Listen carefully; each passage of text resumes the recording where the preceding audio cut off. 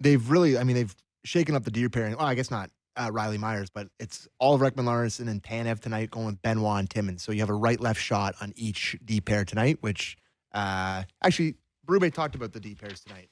Without McCabe, clip 5, please talk about that. Well, I think guys step in and do the job. Tim rode one tonight. He's been out a couple games, and Maisy's done a good job. And we have a lefty right in each pair now, which helps with puck transport. Out of your zone, through the neutral zone and things like that, and even in the offensive zone. It's a lot easier to take a puck off the wall and do something with it. You got a guy on his offside, it's definitely harder. Timmer and Maizy. You like that? Maizy, yeah. I mean, there's no other way to go. Timmer, I don't know. Timmy, I think it's Timmer's right. Yeah. Babcock could be thrilled with this decor tonight. Right, left, right, left, right, left. It's good. Yeah. Morgan Riley, any better for you with Myers? That doesn't really matter to me who's playing with Morgan Riley. Morgan Riley's got to be better. Mm-hmm. Right? And he had some comments recently where he thinks he's played better of late. Mm-hmm. I don't know if that's do you see that. When you think of really, really good Morgan Riley, I remember that first round where they beat 2 years ago, right, Sammy? Tampa Bay. Yeah. Like he was like really good. Scored the OT winner in one of the games. Yep. Yeah. And I was, prior to Josh Morrissey taking off in Vancouver about 1.5 years ago, 2 years ago, I kind of had them similar type of players. Winnipeg.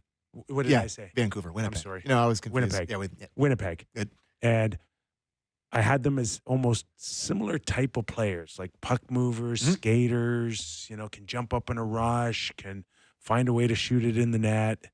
And right now it's not even close for me, right? Where Josh Morrissey is and where Morgan is right now. And for the Leafs to really be taken seriously, Morgan has to hit that high mark again for me.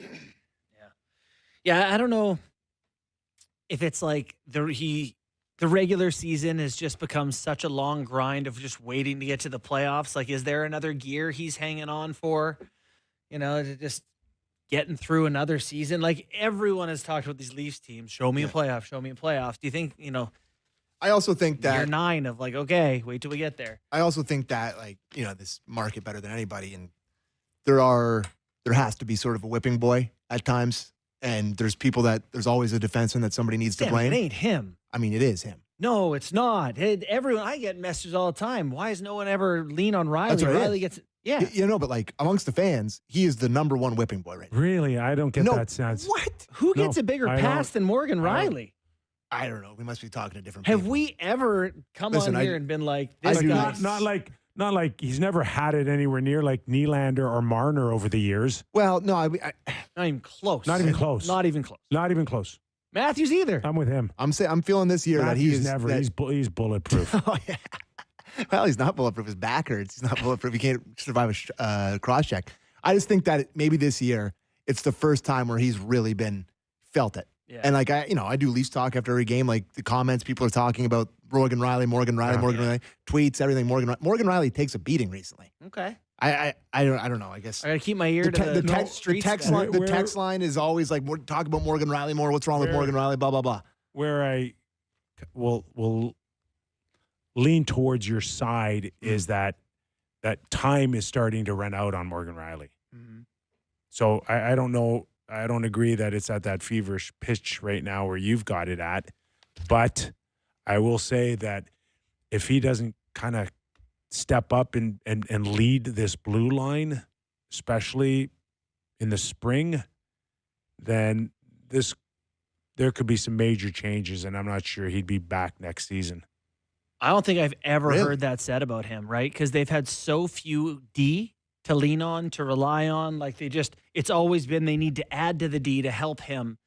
But at some point, you're going to come up against year whatever of them not breaking through. And sure, we call it the core 4, but he's as much a part of that core as any. So, you want to hear the coach talk about him? He talked about him today. Always. Clip 6, please, Derek. I think Mo's been really playing a hard game for me, like physical, checking, doing a good job. And, a big goal for us last game, 3-on-3. I think that he's doing what we're asking him to do. I'm sure maybe he looks at it like he wants more offense, and yeah, he's an offensive defenseman, and he's getting his looks, and he's walking down the pipe in the power play last game. It just got blocked, but for me, it's about playing 200 feet with Mo, and we want him to be offensive and jump up into play at the right times and do the right things, but we want him to do the right things defensively, and I feel like he has been. Maybe. Go ahead. I'll let you have it. Good on him. He scores a 3-on-3 goal, which he's good in overtime. I think he has like 6 overtime winners. Yeah, he's got a lot of great, overtime great. winners. Maybe hopefully he can come up with many 3-on-3 goals in the playoffs. Well, because there's never 3-on-3s in the playoffs. Oh, he did. Only the World Junior It's OT. not real hockey. I mean, he did score an overtime winner for the Toronto Maple Leafs in the playoffs. Okay. After they came back from 4-1 with 10 minutes left against the Tampa Bay Lightning. It was pretty fun. What a game. Which is great. Yeah. Which is great. Mm-hmm. But here's the but. On the other night, it's like I don't care about the 3-on-3 goal. What I cared about was the fact that you were standing there with Lawton and you can't tie him up. You're there. That's your man. Mm-hmm. And I think Willie, of course, took some heat on that, right? Coming, losing the puck battle on the wall. But that's your man. That goal cannot go in, Morgan. I'm not going to totally, he's been at fault on a lot of stuff this year, but the whole play is broken up there and everybody starts scrambling around the second that. But he's not scrambling. He's there. No, but the winger, Nylander doesn't seal the wall there. And then it's all hell breaks loose and he's scrambling around trying to find his guy and it ends up in the back of the net. No, he had his man. He's not scrambling. Anyways. He had his man. Yeah, I think I'm going to put it more on Riley, but on Nylander for that one. Anyways, you played the NHL. Okay. I didn't. That's fine. I don't have to say that. It's true. We all know it's true. But just seal the wall. You don't have to say it. Seal the wall, and that never happens. But other people could be at fault, and he can still be at fault. Okay. Just seal the wall. The one thing I do wonder about is if you go back and look at his stats the 3 years prior to this, he's 68 points, 41 in 65 games, 58 points. This year he's on pace for 38. It's tough for me to know how much of that is Berube coming in and saying, we want you to play defense. We want you to take care of your end. We want you to just listen to the coach. He's encouraging him.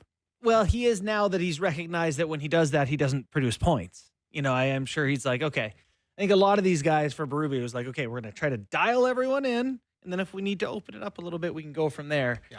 Perhaps that's what has happened with Riley so far. McMahon moving up to the second line today, Kippy. I've said it right from the get-go. This guy can work up and down the lineup. I like that he's going to drive the pace of play up for John Tavares. Would you like to hear why he's moving McMahon up? Yes. Clip 2? You may be onto something. Chris Versteeg and Francois Beauchemin to Los Angeles Kings, possible deal with Toronto Maple Leafs. In an interesting twist in the NHL trade market, new rumors are emerging about Chris Versteeg and Francois Beauchemin potentially being traded to the Los Angeles Kings. Sources indicate that the Kings, who have been one of the most active teams in recent weeks, are evaluating the possibility of bolstering their defense with Beauchemin, while Versteeg, who brings strong offensive capabilities, could be a key piece in a larger trade. This move becomes even more intriguing considering the Kings' surplus of offensive pieces available for trade, exactly what the Toronto Maple Leafs are looking for to strengthen their roster. It's speculated that with Versteeg included in the deal, the Leafs could be targeting a possible addition like Wayne Simmons, along with a mid-range draft pick. This move makes sense given Simmons' struggles this season, as he has yet to find his top form on the ice. To add more drama to the trade talk, there are even whispers that veteran defenseman Tomas Kaberle could be included, opening the door for a potential pursuit of Braden Shen. If completed, this move could have a significant impact on reshaping the Leafs lines and adding more depth to the team. Stay tuned for updates to see if these trades come to fruition and how they might shape the future of Toronto and Los Angeles this season. In an interesting twist in the NHL trade market, new rumors are emerging about Chris Versteeg and Francois Beauchemin potentially being traded to the Los Angeles Kings. Sources indicate that the Kings, who have been one of the most active teams in recent weeks, are evaluating the possibility of bolstering their defense with Beauchemin, while Versteeg, who brings strong offensive capabilities, could be a key piece in a larger trade. This move becomes even more intriguing considering the Kings' surplus of offensive pieces available for trade, exactly what the Toronto Maple Leafs are looking for to strengthen their roster. It's speculated that with Versteeg included in the deal, the Leafs could be targeting a possible addition like Wayne Simmons, along with a mid-range draft pick. This move makes sense given Simmons' struggles this season, as he has yet to find his top form on the ice. To add more drama to the trade talk, there are even whispers that veteran defenseman Tomas Kaberle could be included, opening the door for a potential pursuit of Brayden Schenn. If completed, this move could have a significant impact on reshaping the Leafs lines and adding more depth to the team. The Kings' situation is complex, as they are in the midst of a transitional period.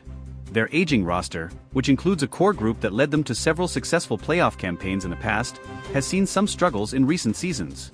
While there's a clear need for defensive help, Los Angeles may also want to improve their offensive consistency in order to make a deep playoff push. The combination of Boescheman's defensive reliability and Versteeg's offensive upside could help the Kings balance their lineup. From the Leafs' perspective, this potential deal is about retooling for the future. The team is in a position to compete, but they also need to solidify certain areas on the ice. Adding a player like Wayne Simmonds could provide the grit and scoring touch that the team has been missing.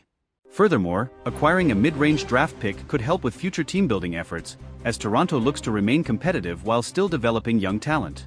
The inclusion of Kaberle in the trade package could be a strategic move for both teams.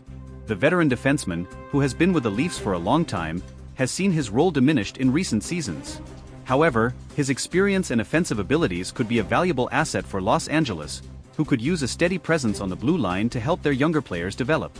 The talk surrounding Brayden Schenn's potential involvement in the deal adds an intriguing layer to the negotiations. Schenn, a versatile forward, has shown flashes of brilliance but has been inconsistent at times. If the Leafs are able to land him, it could be a great opportunity for both the player and the team to find success together. Schenn's physicality, two-way game, and leadership could be exactly what the Leafs need to bolster their forward group. While the trade market can be volatile and unpredictable, these rumors suggest that both the Kings and Leafs are preparing for significant changes. For Toronto, this could mark the beginning of a new era, with a focus on adding more experience and depth. For Los Angeles, the trade could be a chance to retool and address some of the weaknesses in their lineup, while still competing for a playoff spot this season. Of course, as with any trade rumors, it's important to remember that these discussions are fluid and can evolve quickly.